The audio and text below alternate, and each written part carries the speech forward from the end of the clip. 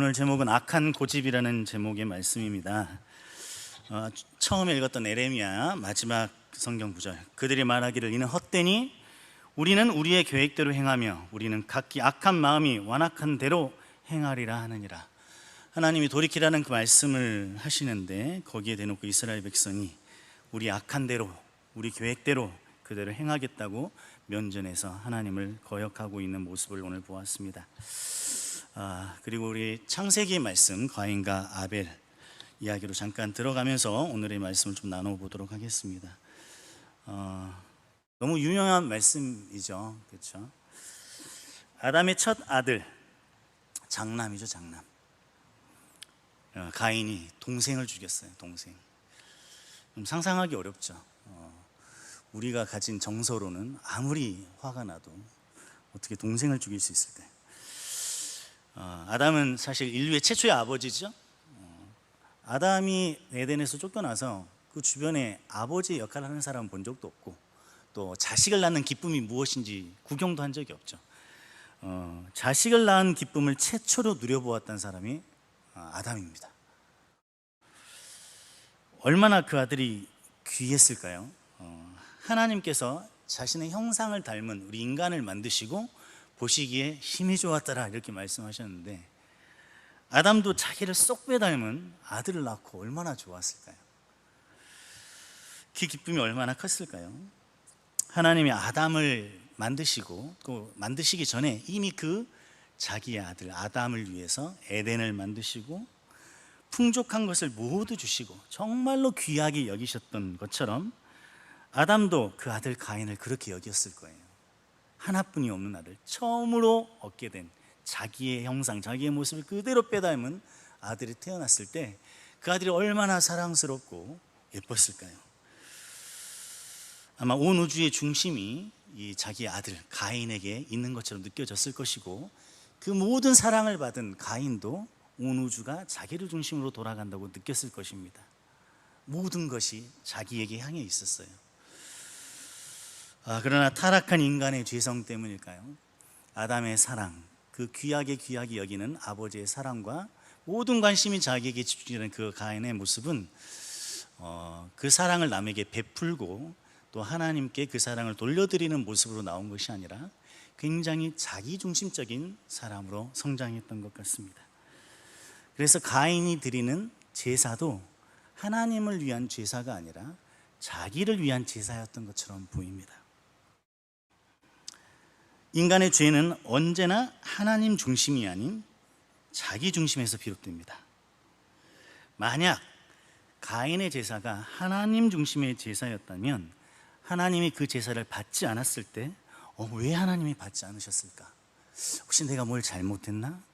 하나님을 언짢게 해드렸나라고 반성하는 모습으로 이어졌을 거예요. 회개하는 마음으로 뒤따랐을 겁니다. 그러나 가인은 철저히 자기중심적인 사람이었기 때문에 자신이 하나님께 거절당했다는 사실이 참을 수 없고 견딜 수 없었던, 그래서 분노를 마음속에 지니고 있었던 것 같습니다. 하나님이 아벨의 제사만 받은 것에 대해 분을 참지 못해 결국 살인을 저지르게 된 것이죠. 우리가 생각할 때 이해할 수 없죠. 그냥 내 제사, 일주일에 한 번 또는 두 번, 때로는 세 번이나 드리는 예배 중에 한 예배를 하나님께 드렸는데 하나님이 동생 제사만, 동생 예배만 받고 내 예배는 받지 않으시고 거절하셨어요. 그것도 그게 살인까지 저지를 일인가? 납득하기 어려운 상황이지만 그만큼 가인은 이 세상의 중심이 자기 자신이었던 것이고 자기가 그토록 소중했던 사람이었던 거예요. 자기를 해치는 것은 상상할 수 없는 인생이었던 것 같습니다. 인류 최초의 죄가 바로 이 에베로부터 비롯되었다는 것, 그리고 하나님에게 거절당했던 그 순간으로부터 비롯되었다는 것도 우리가 한 번쯤 생각해 볼 만한 부분인 것 같습니다. 하나님이 에벨을 받지 않으시니 몹시 분하여, 그냥 분한 것도 아니고 견딜 수 없이 분했던 거예요. 안색이 변할 정도였다고 합니다. 하나님께서 가인에게 너의 안색이 변함이 어찌 됨이냐? 네가 선을 행하면, 정말 이 제사를 나를 위해서 올바른 마음으로 드렸다면 네가 어찌 낯을 들지 못하겠느냐? 라고 이렇게 물어보신 것을 보면 어떤 이유 때문에 하나님이 거절하셨는지는 성경에 나와 있지 않지만 가인이 드리는 제사는 하나님 앞에 선하지 못했던 제사였던 것 같습니다. 그리고 하나님께서는 선을 행하지 않는 그 행위가 죄로 이어지고 그 죄를 다스리라고 말씀하십니다. 하나님께서는 가인에게 이렇게 설명해 주셨어요. 왜 예배를 받지 않으셨는지, 네 제사가, 네 예배가 선하지 못했기 때문이라고 친절히 알려주셨습니다. 가인의 제사를 거절한 것 자체가 가인에게는 어찌 보면 징벌이 되었기 때문에 더 이상 책망이나 징계를 내리시는 모습이 아니라 너의 제사에 선함이 없다라고 알려주셨던 거예요. 그럼에도 불구하고 가인은 자신의 죄를 뉘우치기보다는 그 참을 수 없는 분노를 마음에 간직하고 있었습니다. 무엇이 그 분노를 그렇게 심하게 만들었을까요? 우리는 다 알 수 없지만 가인은 자기에게 다가온 그 거절감을 견딜 수가 없었던 것 같습니다. 자기 자신이 그렇게 소중했던 거예요. 그리고 들에 있을 때 결국 온 우주의 중심이 자기였는데 그 예배의 중심이, 그 칭찬의 중심이, 그 소중함의 중심이, 아름다움의 중심이 동생 아벨에게로 옮겨갔던 것을 참지 못하고 아벨을 죽이게 됩니다. 우리로서는 상상하기 어려운 것입니다. 사실 우리는 하나님이 우리 예배를 받으셨는지 받지 않으셨는지 궁금하지 않을 때도 많죠. 그런데 가인은 그 거절감 앞에서 분노를 참지 못하고 계속해서 그 분노를 키워 동생을 죽이기까지 했습니다. 사실은 자기 예배가 거절되었다는 것이 핵심이 아니라 아벨이 받아들여졌다는 게 참을 수 없었던 거예요. 나는 거절당했는데 왜 쟤는 받아들여지나? 온 우주의 중심이었던 자기가 더 이상 중심이 아니었다고 느꼈던 것 같습니다. 그렇지 않고서는 아벨을 죽일 이유를 찾을 수가 없습니다. 누군가가 하나님을 사랑하고 진실로 예배를 드리면서 그분과 동행하는 복된 삶을 누리고 있을 때 나의 예배는 어떤가 돌아보고 나의 삶은 어떤가 돌아보는 것 대신에 그 사람을 시기하고 그 사람의 흠을 잡고 싶어하는 것이 우리 인간의 악한 모습입니다. 그 분노가 얼마나 컸는지 동생 아벨을 죽이기까지 했습니다. 자기의 존재감, 자기 중심성이 얼마나 높았으면 하나님께서 자기 예배를 받지 않으신 그 순간에 나의 삶을 되돌아보기보다는 그 거절감에 대한 참을 수 없는 분노를 폭발시키신 것이죠. 이렇게 자기 중심적인 사람이 어찌 하나님 앞에 하나님을 위한 예배를 드릴 수 있었겠습니까? 내 인생의 주인이 너무나 나인 가인의 모습입니다. 오해를 받아서도 안 되고 차별을 받아서도 안 돼요. 난 그렇게 소중한 존재인데 억울함은 상상할 수도 없습니다. 난 거절받아서는 안 되는 존재예요. 누구에게나 다 받아들여져야 됩니다. 내가 뭘 잘못했길래, 내가 어떤 존재인데, 내 감정이 얼마나 소중한데 내 감정이 너 때문에 상해야 되느냐? 하나님이라도 나를 거절할 수 없다. 나는 옳다. 그 누구도 나를 거절하고 탓하고 싫어할 수 없다. 나의 길은 선하고 나의 계획은 아름답고 나의 뜻은 이루어져야 한다. 이 내 중심성, 자기 숭배, 그 끝을 가인의 반응에서 우리는 볼 수 있습니다. 가인이 아벨을 죽인 후 하나님께서 가인에게 묻습니다. 네 아우 아벨이 어디 있느냐? 하나님은 참 어떻게 보면 재미있으시고 어떻게 보면 참 참을성이 많으시고 여유가 있으신 것 같아요. 아담이 처음 죄를 지었을 때도 너희 새끼, 이렇게 새끼가 나오는 게 아니라 아담아 어디 있느냐 이렇게 보시죠. 나 같으면 바로 가서 바로 죽방을 이렇게. 아담이 그렇게 죄를 지었으니까. 근데 하나님은 죄를 지적하지 않으시고 네가 어디 있느냐라고 물으세요. 오늘도 역시 아벨에게 네 동생 아벨이 어디 있느냐라고 물으십니다. 하나님은 이미 모든 상황을 아시기 때문에 죄, 바로 죽음 이렇게 처리하실 수도 있으셨어요. 근데 하나님께서 이렇게 물으시는 이유는 하나님이 원하시는 것이 죄에 대한 처벌에 있지 않기 때문입니다. 바로 추궁하고 바로 찾아내서 벌을 내리실 수 있었지만 이렇게 물으시는 이유, 그것은 하나님이 우리를 향한 목적이 죄의 징계를 내려서 우리를 벌하기 위한 것이 목적이 아니기 때문입니다.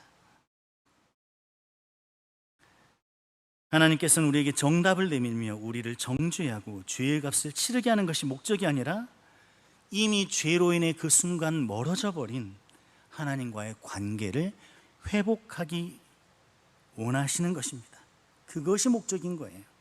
회개를 원하시고 돌이키기를 원하시기 때문에 그 순간 어디 있느냐라고 물으시는 거예요.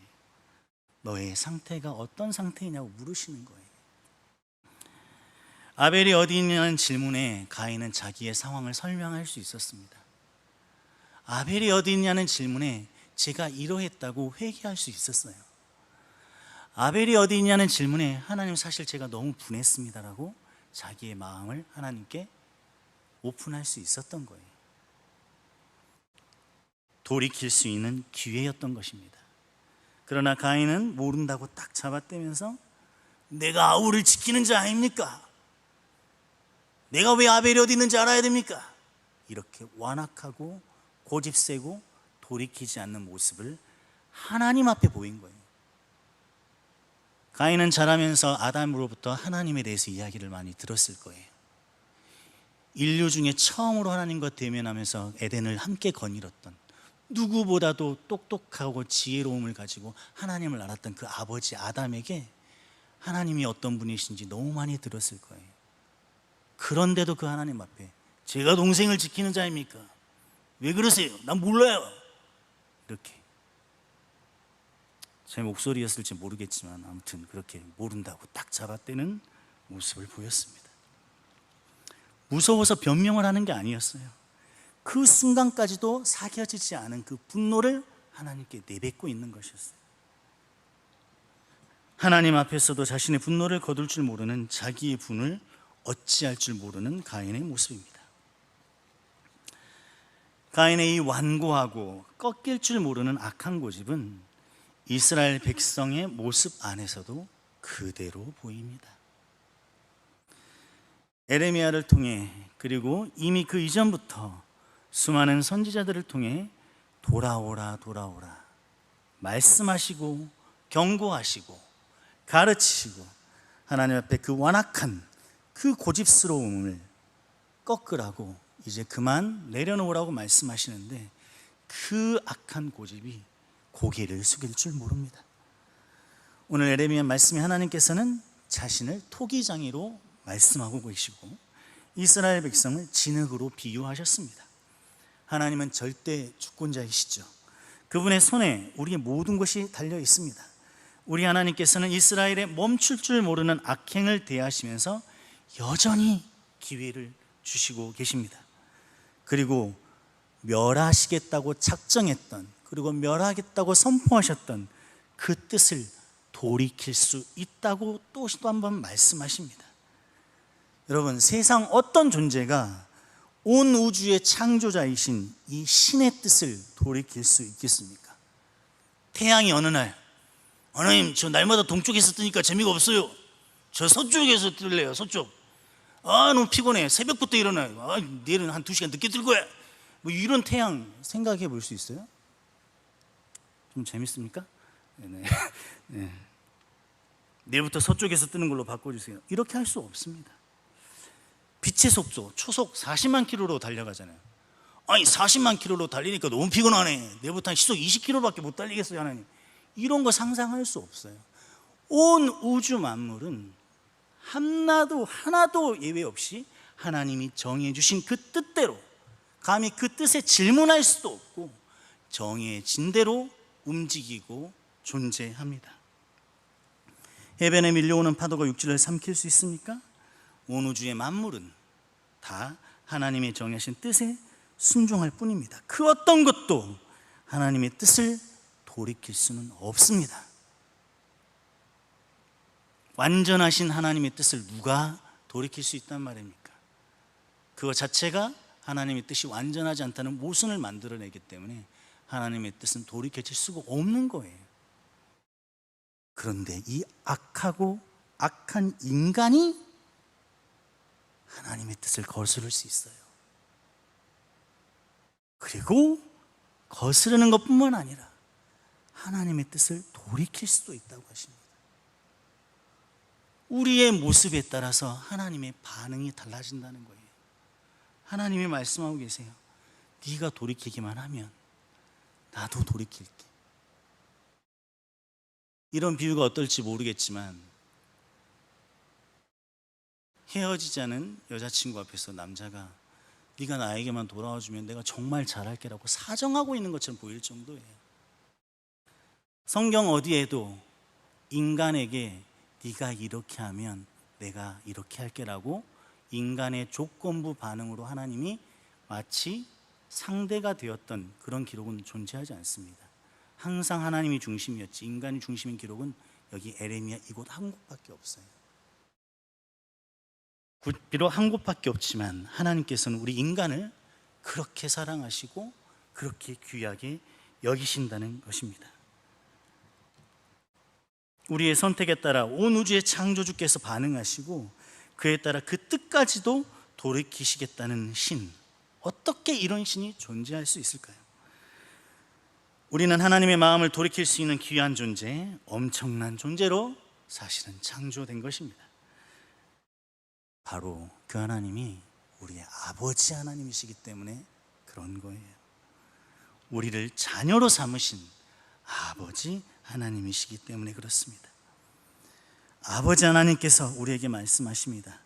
그 악에서 돌이키면 내가 내리기로 결정했던 재앙에 대해서 그 뜻을 다 돌이키겠다. 하나님의 그 완전한 뜻일지라도 돌이키겠다라고 말씀하시는 거예요. 여러분, 믿음은 돌이키는 것입니다. 우리의 신앙은 돌이키는 것이에요. 우리가 얼마나 대단한 존재여서 돌이킴 없이 무슨 믿음을 하나님께 고백하며 살겠습니까? 우리는 늘 돌이키는 믿음을 가져야 됩니다. 우리가 주께로 돌아가면 아버지 되시는 하나님께서 재앙을 내리겠다는 그 뜻을 돌이키시겠다고 하십니다. 우리에게 복을 주시기를 원하는 하나님 아버지의 마음을 살펴볼 수 있는 곳이죠. 온 우주 만물은 창조주 하나님이 세우신 질서대로 움직일 때 가장 아름답습니다. 우리도 하나님의 말씀과 그 뜻대로 살아갈 때 가장 아름다울 수 있습니다. 가장 복될 수 있어요. 실제로 오늘 말씀에도 너희는 각각 악한 길에서 돌이키며 너희의 길과 행위를 아름답게 하라고 말씀하십니다. 여러분은 지금 어떤 길 위에 있습니까? 여러분의 서 있는 길은 악한 길이 아닙니까? 아니면 하나님의 말씀을 청종하는 길입니까? 적당히 청종하는 길이나 적당히 악한 길은 없습니다. 내가 걸어가고 있는 이 길이 어떤 길인지 잘 모르시겠습니까? 헷갈리십니까? 그러나 그것은 결코 어렵지 않습니다. 로마서 14장 23절에 보면 믿음을 따라 하지 않는 모든 것이 다 죄라고 하셨어요. 우리는 믿음을 따라 살고 있습니까? 믿음을 따라 산다는 것이 무엇입니까? 예수 그리스도께서 십자가에 달려 돌아가셨고 우리가 그것을 믿음으로 구원을 얻는다. 그 사실을 인정하는 것이 믿음입니까? 귀신들도 그것을 압니다. 귀신들도 예수가 하나님의 아들이신 걸 압니다. 귀신들도 하나님의 능력을 알고 예수 그리스도의 능력을 압니다. 귀신들도 예수 그리스도가 이 땅에서 무슨 일을 하러 오셨고 십자가에서 어떻게 돌아가셨는지를 압니다. 그 사실을 인정하는 것이 믿음입니까? 믿음을 따라 사는 것은 말씀을 따라 사는 것입니다. 오늘 여러분에게 주신 하나님의 말씀은 무엇이었습니까? 어제 여러분에게 주신 하나님의 말씀은 무엇이었습니까? 주야로 말씀을 묵상하며 하나님의 뜻을 살피고 그 말씀에 순종하고 살고 있습니까? 하나님의 뜻을 살피고 하나님의 뜻을 구하고 그 말씀에 순종하며 사는 길, 그 길이 말씀을 청종하는 길입니다. 교회에 다니고 크리스찬이라는 것이 일종의 레저 활동처럼 변해버리고 우리의 교양의 수준을 올리는 여가 활동처럼 변해버리고 인간관계의 폭을 넓히고 또는 우리의 심성을 아름답게 평안하게 가꿀 수 있는 하나의 종교 활동으로 변해버린 이 악한 세대에 우리는 과연 하나님의 말씀을 청종하는 길 위에 있습니까? 우리가 만약 그 말씀을 청종하는 길 위에 있지 않다면 우리는 바로 악한 길 위에 있는 것입니다. 우리가 걷는 길은 하나님께로 향하는 길과 하나님으로부터 멀어지는 길, 두 가지뿐입니다. 신앙은 방향의 문제이지 정답의 문제가 아니기 때문입니다. 우리의 연약함으로 인해 실수하고 넘어질지라도 말씀을 붙잡고 다시 일어서며 죄와 싸우며 사는 자의 삶이 있습니다. 치열한 내면의 갈등, 힘들죠. 그만 생각하고 싶고 그냥 그런 대로 딱 거기까지만 그렇게 선을 긋고 나의 내면의 편안함을 추구할 수 있습니다. 그러나 죄와 싸우는 삶, 그 치열한 삶을 사는 사람들이 있습니다. 그리고 또 한편에는 아무 싸움 없이 편안한 삶을 사는 자의 삶이 있습니다. 우리가 사는 인생이 끝나는 날까지 우리는 죄와의 싸움을 싸울 수밖에 없는 존재입니다. 아무런 싸움이 없다는 것은 이미 윤리와 도덕으로 그리고 형식적인 종교 생활로 잘 포장되어 있는 죄악의 길을 걷고 있다는 증거일 수 있습니다. 하나님께서는 무슨 죄를 지었는지 묻지 않으십니다. 이미 다 알고 계시니까요. 우리 하나님께서는 말씀하시는 것이 딱 한 가지입니다. 나에게로 돌이켜라. 말씀으로 돌아오라. 지금이라도 돌아오라고 말씀하시는 것 그 딱 한 가지입니다. 그런데 이렇게 끝까지 돌이키기를 원하시는 하나님께 이스라엘 백성은 하나님의 말씀을 능멸합니다. 그 말씀이 헛된 것이라고 얘기해요. 하나만한 소리라고 얘기합니다. 여러분은 예배를 드리면서 하나님의 말씀을 들으면서 어떤 기대를 갖고 들으십니까? 들으나마나한 말씀, 교과서에 있는 책보다도 별로 기대가 없는 말씀, 익숙해버린 말씀을 혹시 듣고 있지는 않습니까? 내 인생, 내가 알고 내 인생, 내가 계획이 있다고 말하고 있지는 않습니까? 하나님의 말씀을 듣는 것이 내 인생에 무슨 도움이 되며 내 입시에 무슨 도움이 되며 내 취업과 내 연봉과 내 결혼과 내 배우자에 무슨 도움이 될 것인가 아무런 기대가 없어 기도하지도 않고 기다리지도 않는 우리의 모습이 있지는 않습니까? 여호와의 말씀을 듣는 것이 무슨 유익이 있냐고 우리 내면 속에서 무관심으로 표현하고 있지는 않습니까? 이스라엘 백성도 우리도 우리의 악한 마음 그대로 살 것이라고 하나님께 거역하는 마음을 가지고 있지는 않습니까? 지난 몇 주 동안 우리는 에레미야 말씀을 함께 나누면서 하나님께 돌아가는 것에 대해서 생각을 해보았습니다. 오늘 찬양했을 때 여호와께 돌아가자, 완전 에레미야 찬양이네요. 우린 넘어져도 그는 변치 않고 그는 돌아서지 않고 우리를 기다리시는 하나님, 얼마나 감사한지요. 하나님께 돌아가는 것은 다시 한번 말씀드리지만 말씀으로 돌아가는 것이에요.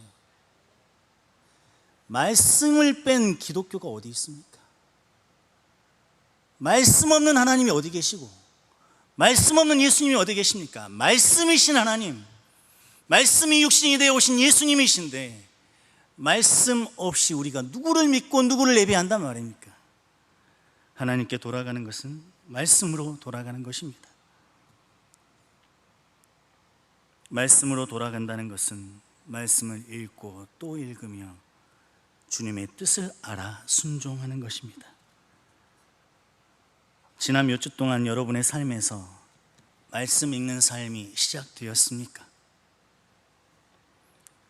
여러분 각자의 삶의 영역에서 하나님께 돌아가기 위해 말씀의 뜻을 발견하고 그 뜻에 순종하기 위해 애썼던 삶의 영역이 있습니까?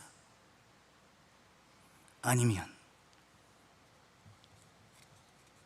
수년째 또는 수십 년째 들어온 익숙한 말씀, 반복되는 말씀, 새로울 것 없는 말씀 듣고 흘리는 삶의 연속이었습니까?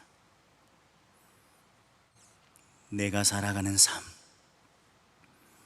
내가 선택한 인생, 내 방식대로 살아가는 것에 익숙해진 그 모습 그대로였습니까? 그렇다면 우리의 모습은 이 패역한 이스라엘 백성의 모습과 무엇이 다르다고 할 수 있겠습니까? 이스라엘 백성도 우리도 여전히 익숙한 예배 생활을 합니다. 이스라엘 백성도 우리도 하나님의 말씀 앞에 아무런 돌이킴이 없습니다. 그저 내가 정해준 선과 경계 안에서 나의 안락함과 편안함과 내 삶을 편안하게 유지할 수 있는 그 틀 안에서 편안한 종교 생활을 하고 있는 그런 삶이 아니었습니까?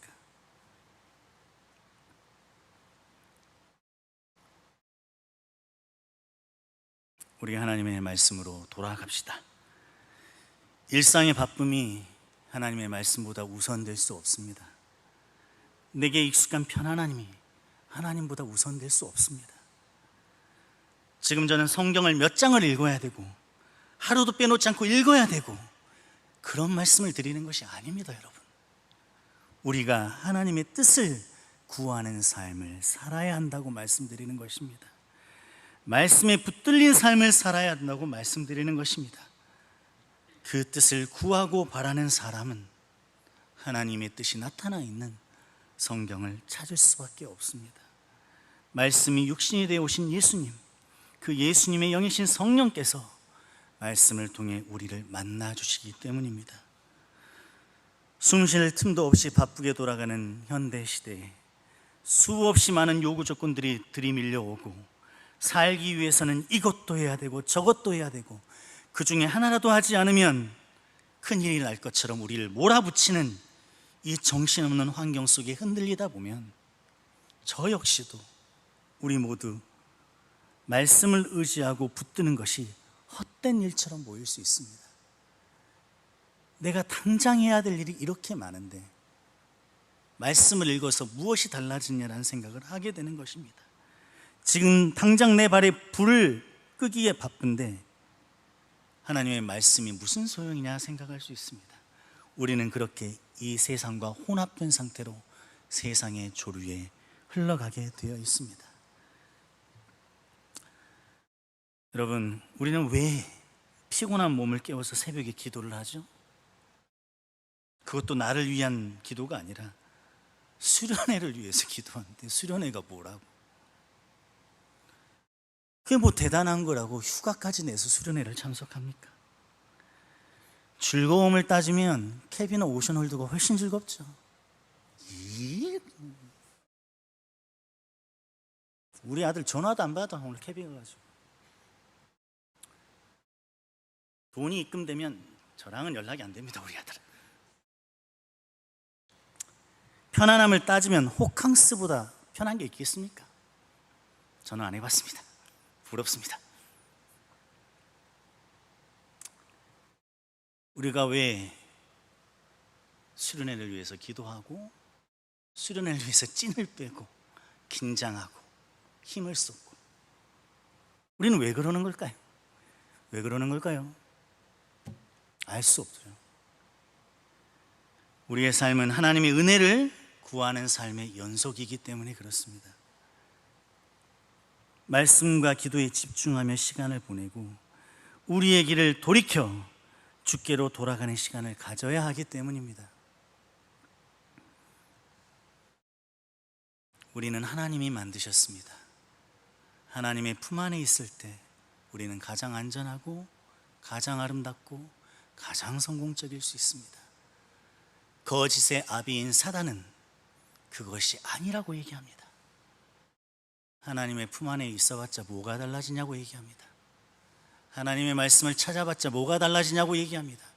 네가 그 뜻을 다 이해할 수 있냐고 질문합니다. 알지도 못하는 말씀 들어서 뭐하냐고 질문합니다. 너의 아름다운 인생, 네 꿈을 펼쳐라.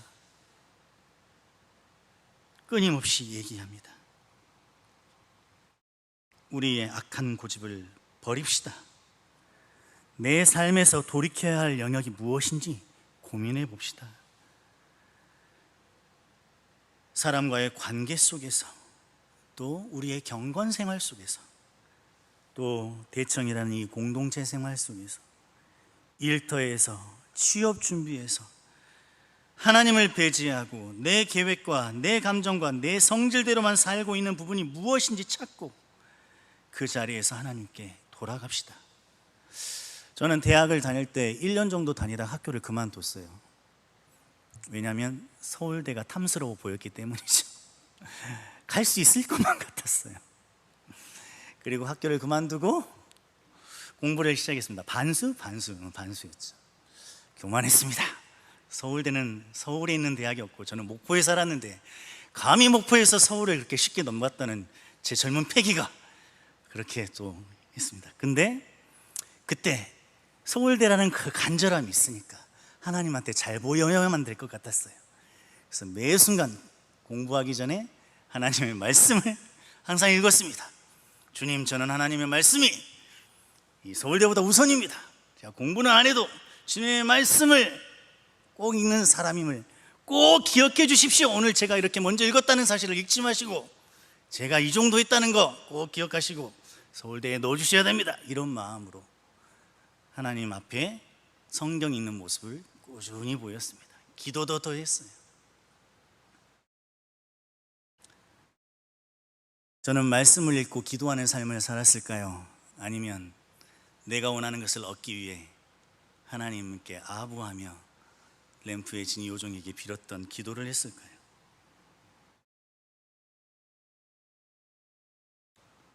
하나님은 우리 인생의 주인이십니다. 우리의 삶은 하나님께 소유되어 있을 때, 하나님의 뜻대로 움직일 때 가장 복된 삶이 될 수 있습니다.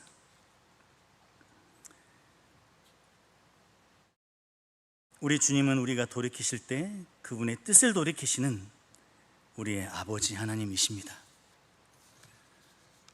우리 일상생활의 삶, 학교에서의 삶, 취업에서의 삶, 그런 것들을 추구하는 것이 잘못됐다고 말씀드리는 것이 아닙니다. 우리는 치열하게 우리에게 주어진 일상의 삶을 열심히 살아야 합니다. 하나님이 주신 삶이기 때문입니다. 그러나 다시 한번 말씀드리지만 내 그 모든 열심과 인내와 노력 속에 과연 하나님은 어디 계신가를 늘 점검하시는 여러분이 되었으면 좋겠습니다. 다 같이 기도합시다.